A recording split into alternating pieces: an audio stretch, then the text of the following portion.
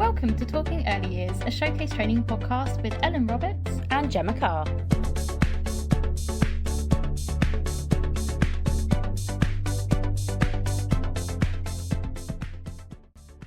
Hello and welcome to today's Talking Early Years podcast. On today's episode, we're going to be discussing different approaches in nurseries. So let's delve in. How are you, Gemma? Very well, thank you, Ellen. How are you? I'm good, thank you. Sun is shining. I'm looking forward to learning a bit more about this today as well. Yeah, I feel like this is going to be a lot of me talking today on this one. So there's quite a lot of different approaches to the way nurseries do things and how they support children with their, whether that's through curriculum, pedagogy, so the way they do their curriculum kind of thing, the way they support the children. There's actually quite a lot. So quite often people think, oh, it's a preschool, so they do this, or it's just an everyday nursery, so they do this. But actually every nursery kind of has its own way of doing things.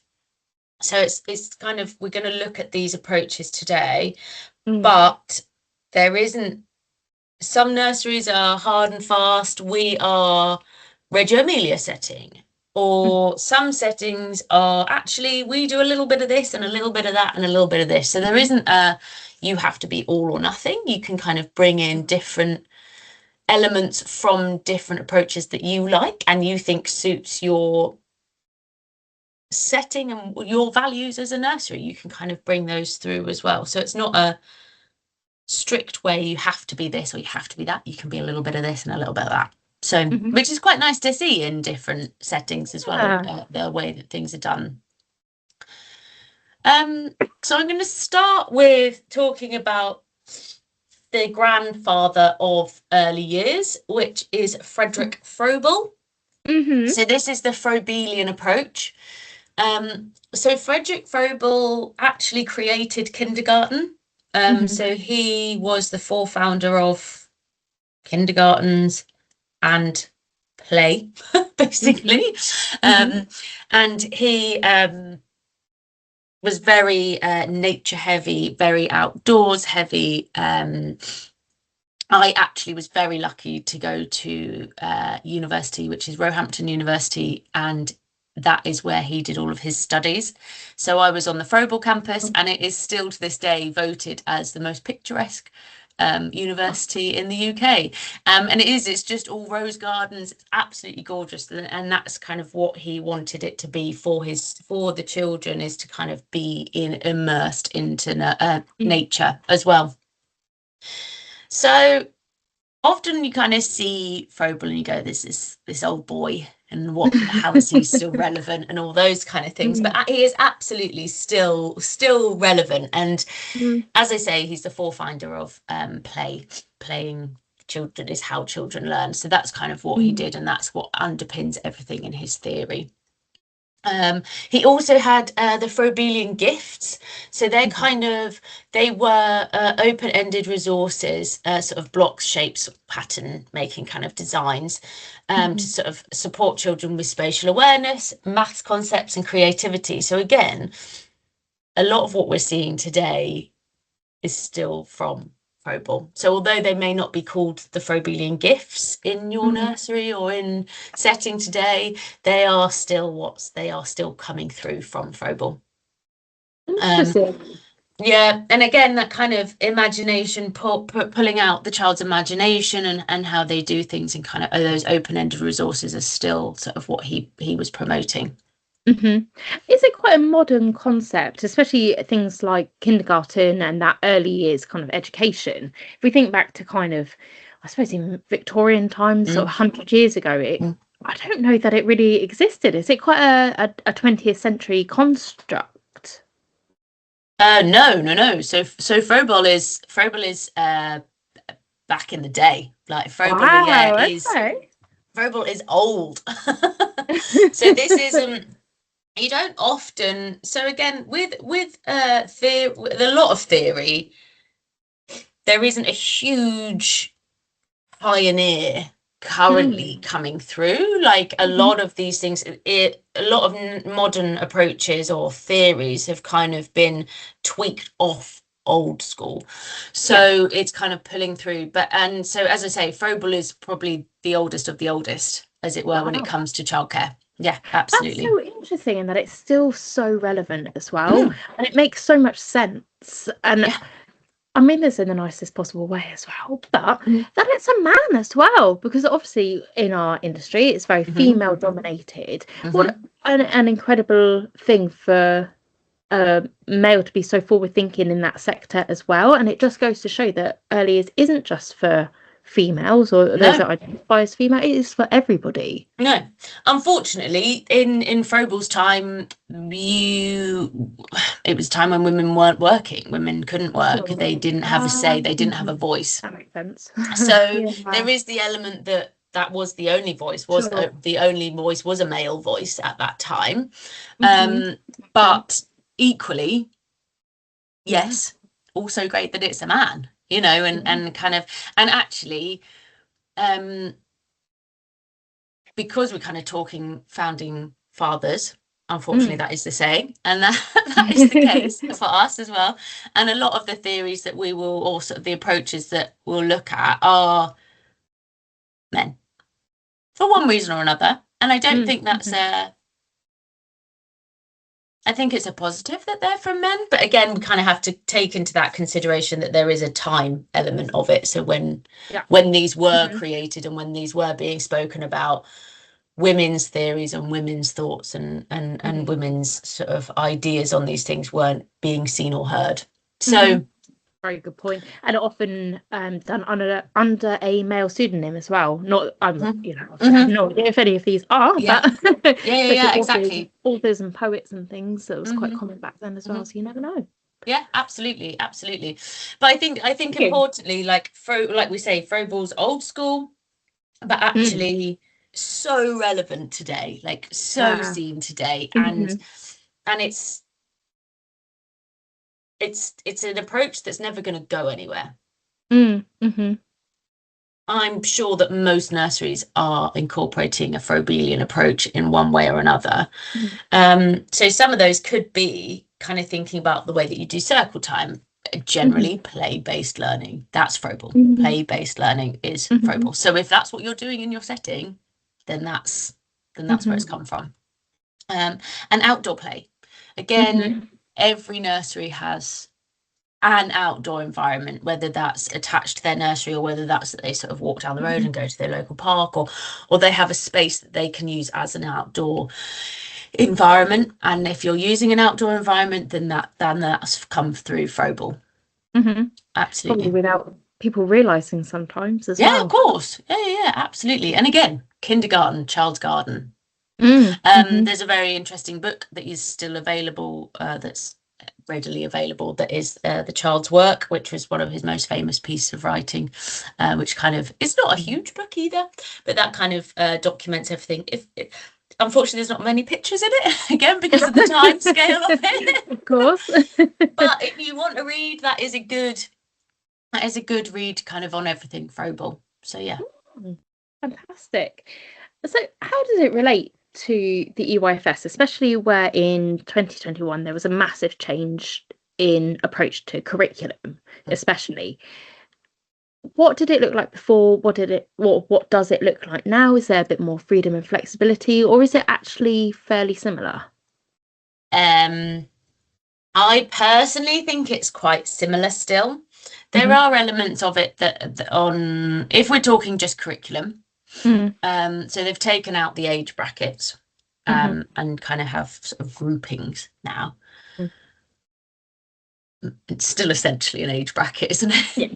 You know, like it's just so a different word for an age bracket, you know. Yeah, exactly. So I think it's kind of, it removes the expectation that the child should be here by 12 months or whatever the group was.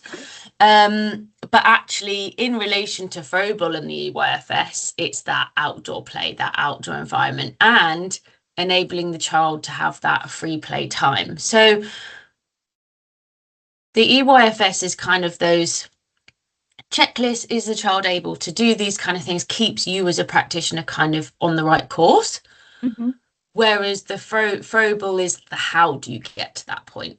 the approaches is how do you get to that point? So how are we supporting that with these gifts, with this outdoor environment, is how you're pulling that through to make it relevant to your curriculum. So your pedagogy, that's your pedagogy, the Froebel is your pedagogy, and the EYFS is your curriculum. So it's kind of how do you merge them together? Yeah, I think that's a really interesting distinction to make as well, because quite a lot of people don't fully understand the concept of pedagogy. But as you say, it is the how you do it, not why you do it. And it's all have to go very much hand in hand, really, in terms of Ofsted and slightly older language, but our intent, implementation and impact. Our intent is our curriculum, our implementation is very much that pedagogy and how we're doing it.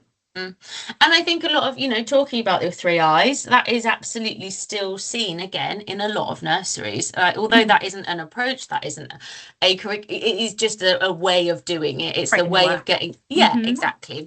So, and I think that is still seen again with most things that we're doing. Most things that we're doing in setting that is still seen. Whether you're using the 3 I's or not, you are probably still doing it. You've got those next steps for that child that you're thinking about, or just supporting them with it. And again, next steps don't need to be a big thing. It can just be a simple little something that you are working on with them. Absolutely. Talk to me about other more common ones as well. More common approaches. So there are other approaches as well. So we've also got the Steiner or Waldorf, which again, I think a lot of people go, oh, it's an old school approach. It's another old one. And the kind of the core principles of it is sort of focusing on imagination, rhythm, and holistic development, and reducing those formal academia. Today in 2026, is that still relevant?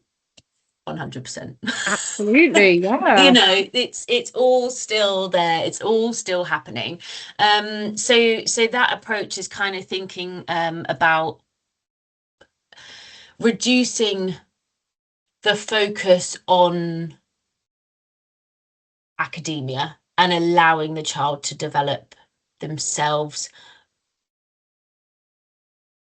And this approach is again the forefather to a lot of other things, and absolutely can be seen today. EYFS has just removed age brackets. Ta-da, kind of thing, isn't it? That's it. We've also got the element of kind of getting the child the term school readiness, I think, has shifted as well recently. I was ask about that, especially if there's this approach is very much non-academical. What does that transition look like in terms of them getting them ready for an academical kind of approach in schools? Yeah, absolutely. So there's also been an awful lot of research in the last 20 years probably about how the UK structure their schooling and the age children go to school. So in parts of Europe, children aren't going to school until they're 7. They have much higher grades throughout school because they are given a longer time to learn, when their brains are kind of more ready to learn and kind of they've got their basics from different pedagogy and kind of that play element of their life. Whereas the UK are I feel starting to see this and starting to kind of bring this through reception, and sort of the first year is more play heavy than it used to be, and kind of thinking about how they're bringing in, but again it's a parental shift that needs to happen. My child needs to read before school. Why? Why does your child at 4 need to read before school? Whereas school readiness in a nursery is, can your child go to the bathroom by themselves independently? Can they dress themselves independently? Can they put their shoes on and get ready for the garden themselves? Can they emotionally regulate themselves ready for school?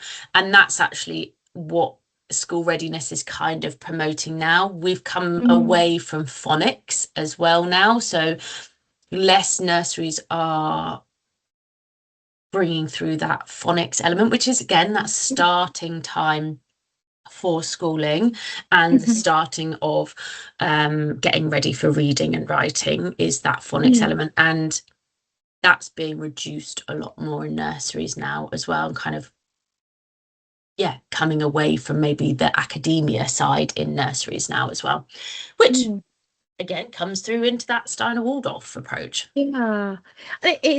It's almost, it seems a little bit counterintuitive, but in practice it actually makes a lot of sense, because a lot of children that can read and write and have all these fantastic skills, and if they're capable, great, but quite a lot of them don't have those fundamental basics of that emotional regulation or being able to track time, for example. You know, yes, they can eat by themselves, but they take 3 hours to do it, and that in a school environment is much less useful to have reading and numbers and all of these kind of things down than actually, you know, basics of social interaction. So it actually does make quite a lot of sense when you put it like that. Yeah, absolutely. And I think it's the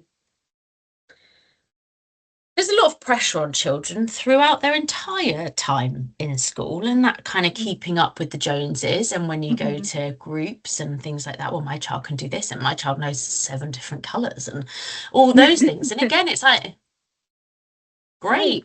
Okay. So I'll do them well for GCSEs, what, you know, for what, you know, kind of thing. Like, but actually, is your child, you know, are we promoting that well-rounded child and kind of supporting them to kind of function in a day in the school, which is kind of what school readiness now is that kind of those skills that kind of enable a child to function in a school environment. And again, nurseries, some children can come from a very small nursery, so it'll be going into a mainstream infant school that might be much larger, and kind of all those things, kind of embracing all of that and understanding all of that and being able to handle all of those sorts of things is kind of what the recent shifts have been as well for that. Yeah, interesting.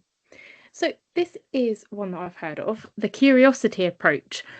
Genuinely, up until about 4 months ago, didn't realise that's an actual name of something. I just thought it was just like a phrase, a way of doing it. Exactly.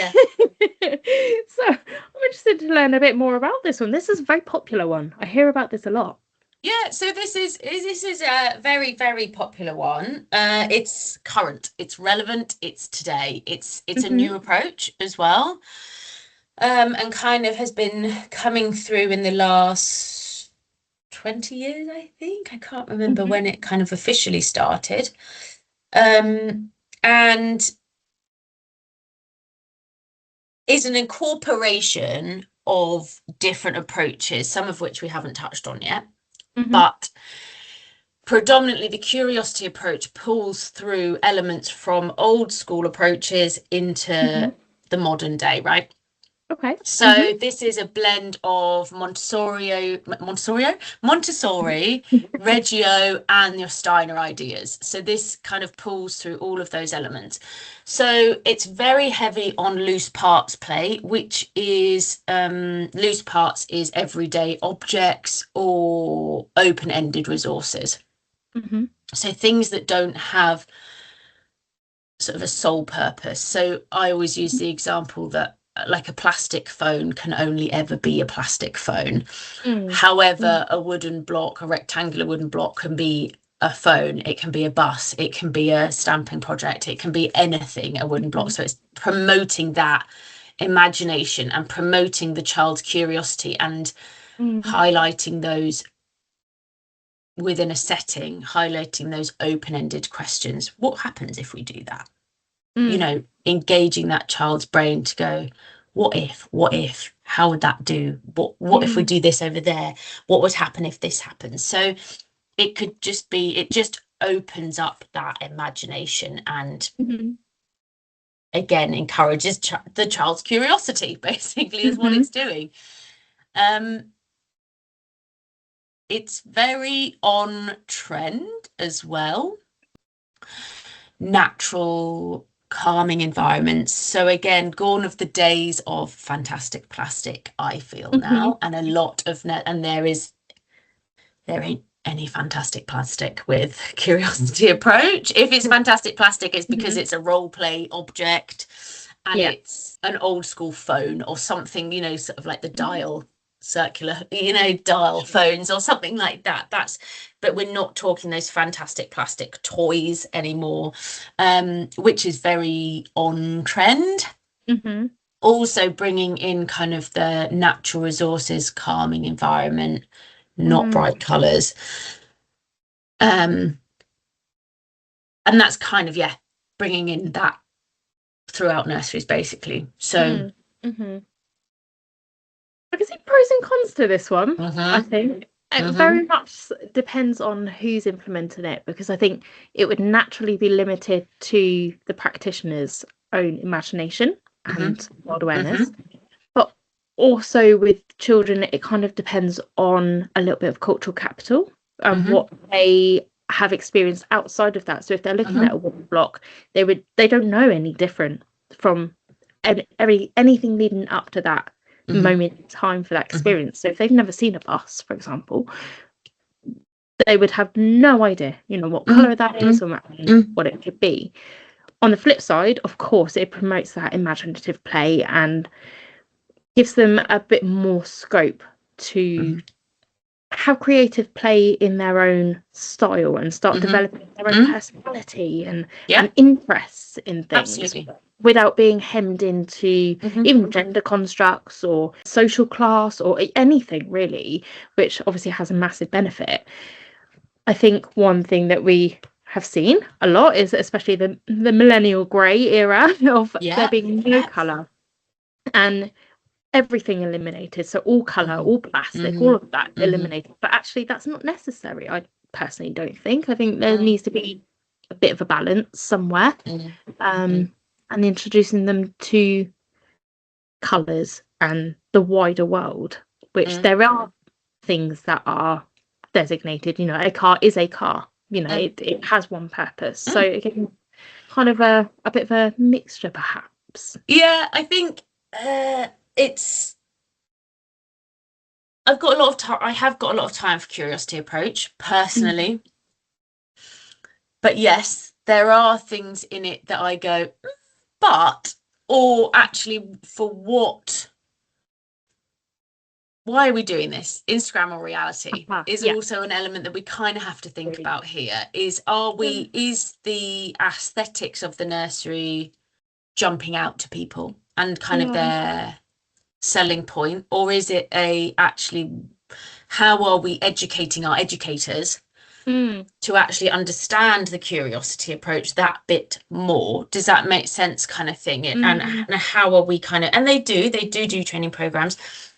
There is also an element controversially here is to be accredited by them. You have to pay money. Okay. So there is kind of a business element to this as well, which again, when we look at the other approaches that we're talking about today, you, Ellen, if this is your life choice, you could go, I'm going to open a nursery and it's going to be a Froebelian nursery. You don't need to pay money to make that a Froebelian nursery. So I think there is the element that the curiosity approach has got an awful lot of resources out there, an awful lot of information out there. Instagram, Facebook is great and is very informative as for someone who's working in a setting, but it's also a business. Yes. So and again, it's kind of, you know, if you're going to upheaval your entire nursery, a lot of nurseries, if they are running the old school fantastic plastic nurseries, it's a wipeout of everything. It's not there's kind of, whereas other approaches you can kind of gradual process through that change and things like that. And I'm not slating curiosity approach at all. I like the what they're promoting and the way that it is, and supporting educators to promote that curiosity in children. Incredible. Absolutely.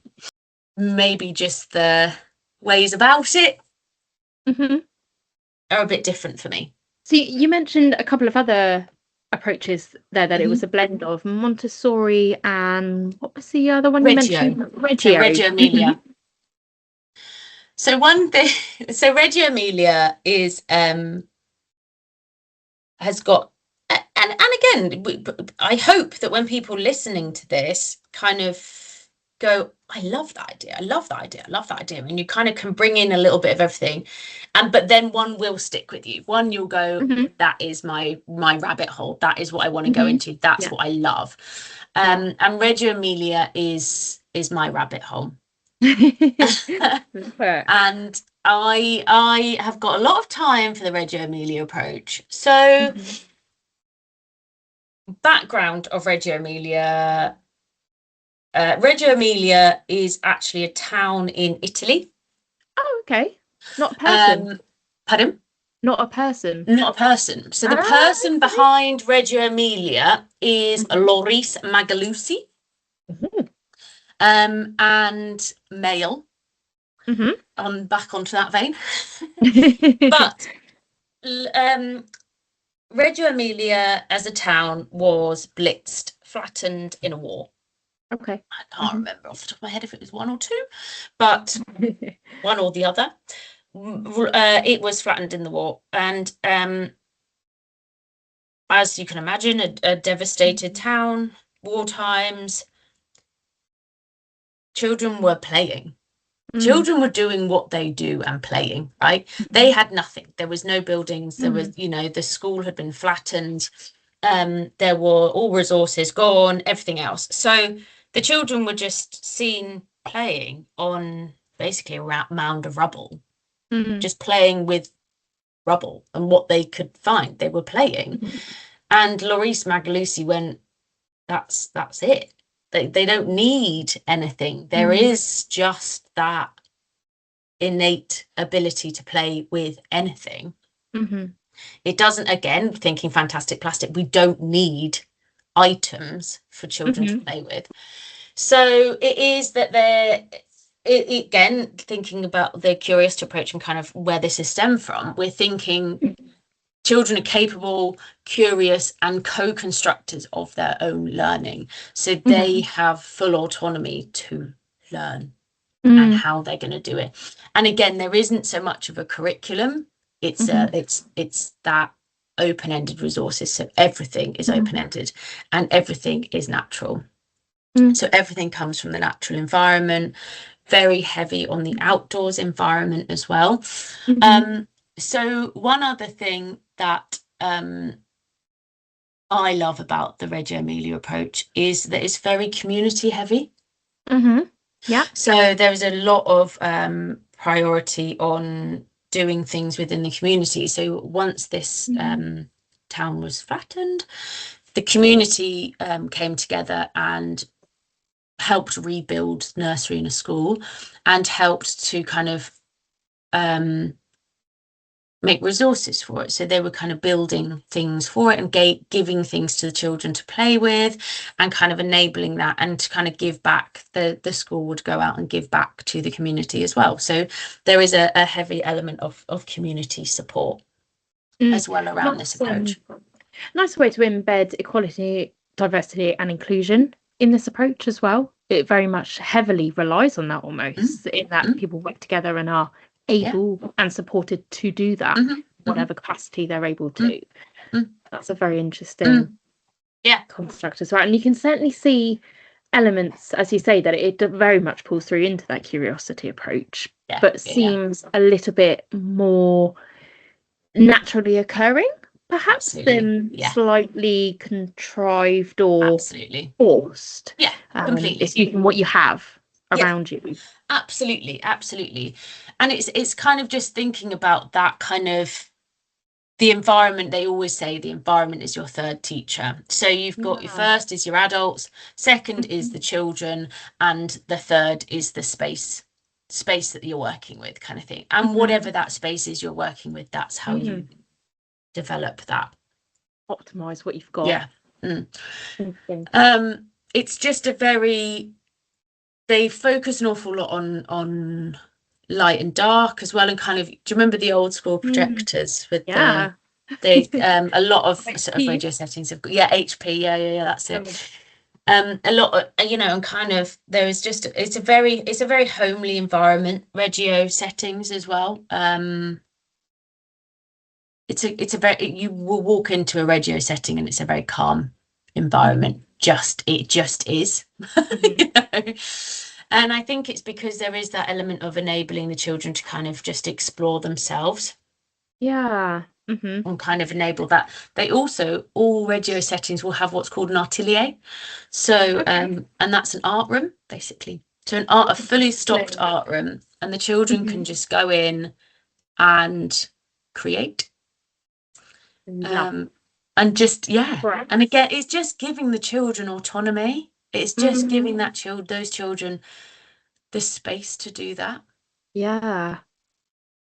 Very up my street. I think that would that definitely is something that piques my interest very much. I like that. Absolutely. So how does it differ then to Montessori? Because my understanding is that Montessori is kind of child-led, so maybe that a slight change there between adult and child. Who comes first? So Montessori is self-directed, but there's structure. Got you. So there is still encouraging children to lead their own play, but everything has its place. Everything still has, not everything's pre-populated for them, but there's already activities laid out for the children.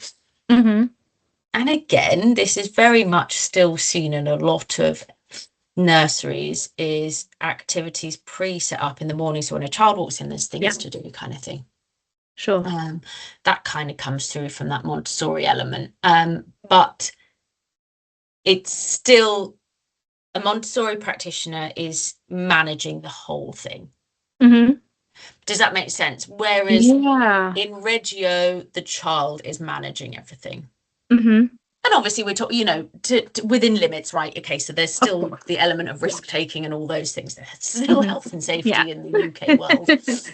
But Montessori, there is still an element where practitioners are directing.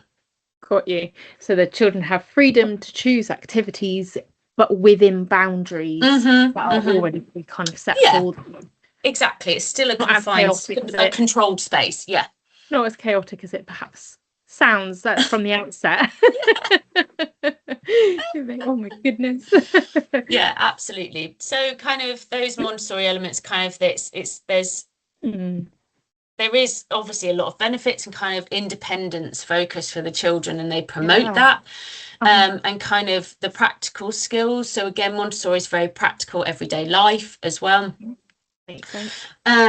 But it can be seen as quite rigid and actually quite structured, and less almost on, again, where it's kind of being controlled by an adult. Is it a bit less imagination based? And some children can struggle with that level of independence as well. So again, it's kind of that, how much your child can cope in that environment as well. And equally, some children struggle an awful lot with a more free environment. So again, it's kind of thinking about what your child would benefit best from.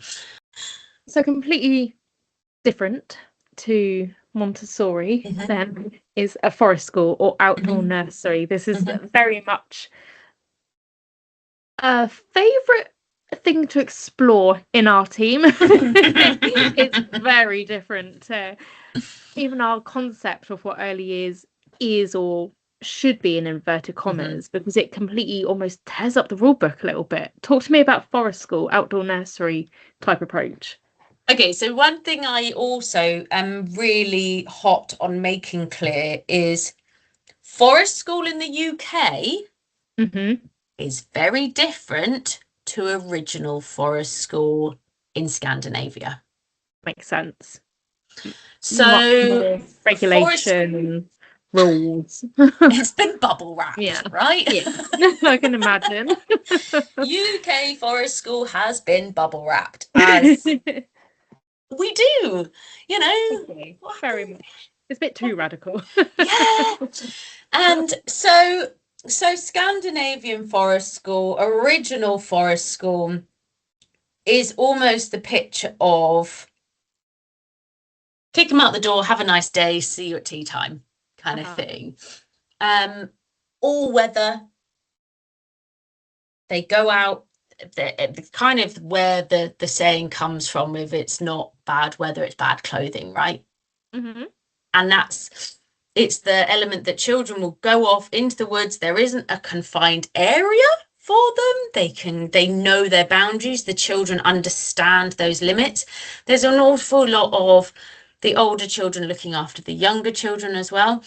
Yeah. Equally, and this is where the shift happens, is, like I said earlier on, schooling happens a lot later. So children go to school at about 7 or 8. In Scandinavian countries. In the UK, we're going 4 and 5.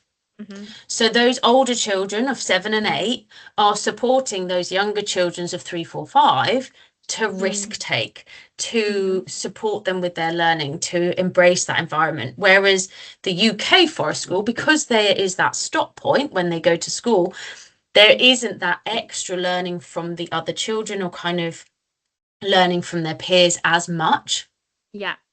So there's still the dependence on the practitioner to be risk-taking for that child and not enabling that child to learn those things themselves almost. Right. That makes sense. So is there a lower age limit then as well for this approach? Some obviously approaches, it doesn't really matter if it's, a 6-month-old baby or a 4-year-old, but for outdoor forest That is again, lower limit. UK discretion. UK kind of, so a lot of forest schools in the UK, it's an element of once they're walking. Okay, yeah. Because they're, again, kind of trundling off into school and things like that. Again, original forest school, babies would be sleeping in the woods on the floor, swaddled up, or sort of on a blanket, things like that. So it's kind of the UK version, predominantly when they're walking, and kind of have got that independence. Original, no. Very interesting. It's definitely an approach that I think is becoming more and more popular.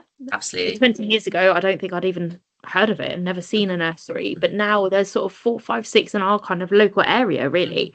So something that's very much up and coming, and it seems to blend a few of the other approaches as well, because it is all about natural materials, and that Reggio Emilia approach of using what's around you and that environment is the teacher.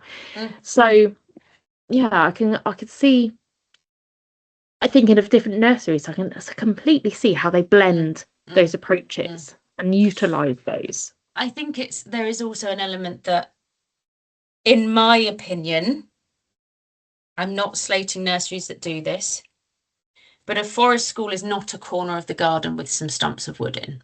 Yes. That whole school approach. We are talking about a full approach here, okay? So that, you might go off into the woods and go to forest school, but actually, is that forest school? Probably not. You're going there for an hour to have a play in the woods. Yes.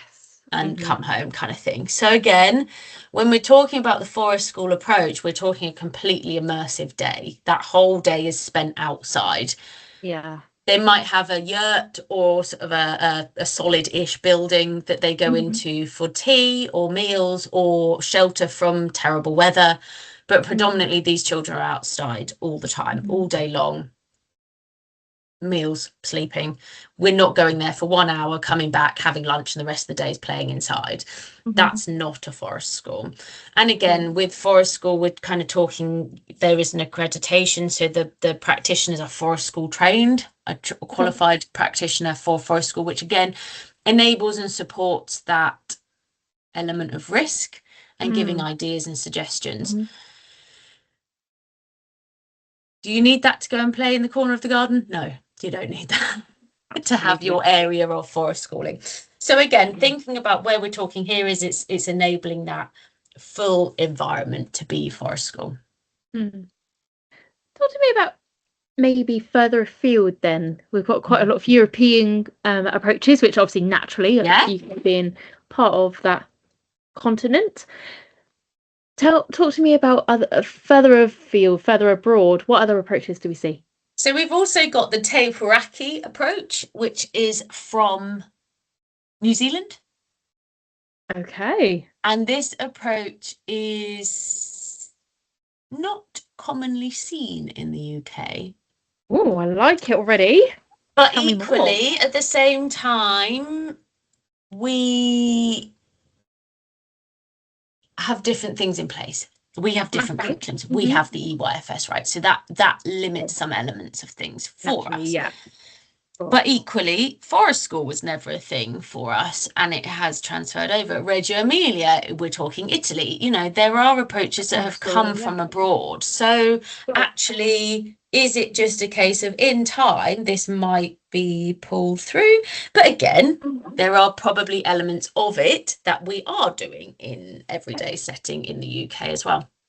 Yeah. So it surprised me in a way, because we are all trying to look after and raise children. So I suppose that actually makes sense that wherever it comes from in the world, we're all trying to achieve the same thing. So there would be natural crossovers. Absolutely.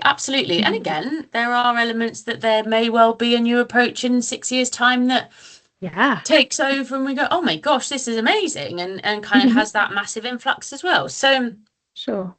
So theorists is, again, I think incorporates a lot of the other elements, not talking founding fathers, because you can't ignore those basically. I mean, play is going to be in everything, Froebel's going to be in everything. So it's thinking about more. So the theorists is a lot less on developmental boxes and looking at the child's holistic growth, their well-being, belonging, contribution, communications, exploration. All of those things we've spoken about in different approaches in one way or another. It doesn't have sort of milestones as such, or it has milestones, but it's less of a tick box that we have as the EYFS. I know the EYFS isn't a tick box process, but it is, right? I'm sorry, it is. It's a written, codified document. There's always going to be an element of you need to meet this. Exactly. Of course, Exactly. It is a tick box. The reason it is there. So completely. And the EYFS isn't going anywhere anytime soon. So we've got to work with what we've got, right? So the Teriyaki is woven learning, and it's that so they create like a woven mat that sort of comes together, and kind of that learning isn't an A to B process. It's not a linear process. It jumps around. It all comes in at different times. It all happens at different times for different children. And again, it's quite heavy on community as well. So there's a lot of a community element with the Teriyaki approach too. So focusing kind of on their sort of a lot of free throw play, emphasis on relationships and collaborations with one another and with the children and with the adults. And they're observing and extending learning rather than the direction of learning, which again, we've spoken about with a lot of the different approaches. And story-based documentation instead of checklists. Okay. So we're, kind of thinking about... and talking about thinking about those different observation methods as well, and kind of thinking about those narrative observations and that storytelling of it, rather than we've done this today, tick. And they did this, and then they met this. Yeah. Completely. Yeah. It's really interesting. So on a slightly separate path, and especially for maybe managers or our level 5 learners that might be listening to this as well, we start to delve into a little bit of psychological theory and management theory as well. So it makes me think about the Maslow's hierarchy of need. So this was something developed back in 1940s, and it looks at needing to satisfy the lower levels of the pyramid to then be able to move up. And we start with things like physiological needs, so warmth, food, water, clothing, rest, those kind of things. Then safety, so people need to feel safe, and they need those first physiological elements in order to feel safe. Then after feeling safe, they can have belongingness, community, relationships, friendships, those kind of things. But they need the elements beneath that to be able to form those relationships to begin with. And then they can start looking at esteem and what's called self-actualization. So achieving your potential, or, self-fulfillment of, it could be learning to read or whatever it might be. But you need all of those elements first. And this approach very much reminds me of that, really, where they are looking at that holistic development of that well-being, and are they contributing, are they communicating well, to then be able to form the relationships and then hit all these milestones that the EYFS sets out. But actually, let's look at that fundamental building block first, that individual child. Very much reminds me of that, which is very interesting, that I've only ever looked at Maslow obviously in a management capacity, really, with adults, but actually it relates in a very different way, but to children. Absolutely. And I think the EYFS has started at that point. They started with the Maslow hierarchy needs, and of course you can see that in everything that we're doing in our day-to-day as well. Sure. But lost its way a touch. But then the EYFS went above and beyond, but in the wrong way, Yes, it went kind of at the top of the pyramid. And kind of lost that track. So I think it's important, kind of, for us as practitioners and us as managers as well, is kind of to bring it back to that track and bring it back to those needs being met, and how are we meeting those, and kind of encouraging that sort of just that little bit more, really. Really, really interesting learning about lots and lots of different approaches. I'm sure there's more outside of that as well. And blends of bits and bobs. What's your sort of closing thought on the whole approach to nursery education then, Gemma? Where do you land after all of this? Have your favourites, dive in. Is one better or worse than the other? No. Is there one that is more Instagram ready than others? Probably. But actually, is that what you want for your child? And it's thinking about, actually, how are you... The best nursery doesn't come from all of those things. The best nursery comes from the one that has got engaged staff, a warm environment, and a philosophy that's understood by the team, and why we're doing it that way.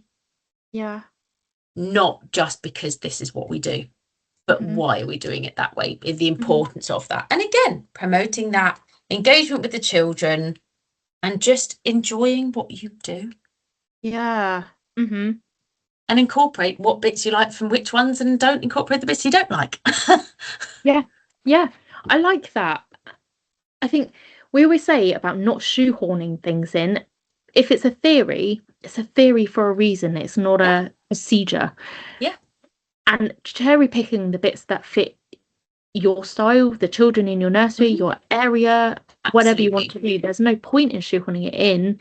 Pick the bits that fit, ignore the other bits that don't. Use them as inspiration if it's useful to you, but equally don't try to force anything that's not working. Absolutely. There's benefits and negatives to all things that we do in life. So and like everything in life, don't do things for the gram. Do it for the children that you're working with. Put them at the centre of your decision. Absolutely. Don't go too far wrong. Fabulous. So thank you so much for tuning in today. We'd love to hear your thoughts on the topics we've covered, or answer any questions you might have about what we've discussed. Your input really helps shape our conversations. Don't forget to like, share and follow our podcast to stay updated. And as always, let's keep the conversation about early years going. Until next time, take care and keep making a difference.